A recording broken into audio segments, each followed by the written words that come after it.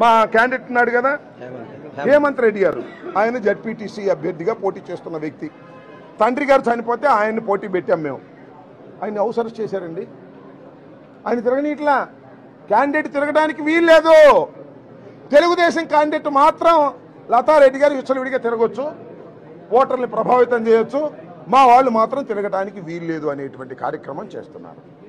చివరికి అదొకసారి చూపించాయా ఆ కాళ్ళు పట్టుకున్నటువంటి ఇది ఎంత దౌర్భాగ్యం అంటే, ఓటర్లు వెళ్ళి ఓటు వేయడానికి ప్రయత్నం చేస్తే, నేను చెప్పాను ఓటు వేయడానికి ప్రయత్నం చేస్తే మీరు ఓటు వేయడానికి లేదు పోలీసులు అడ్డం పడ్డారు.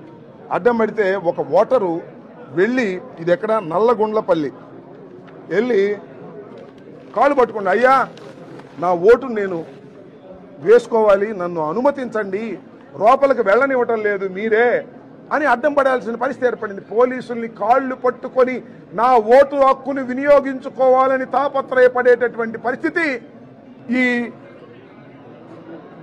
నల్లగొండ్లపాడులో జరిగింది. ఎంత దారుణం అండి ఇది.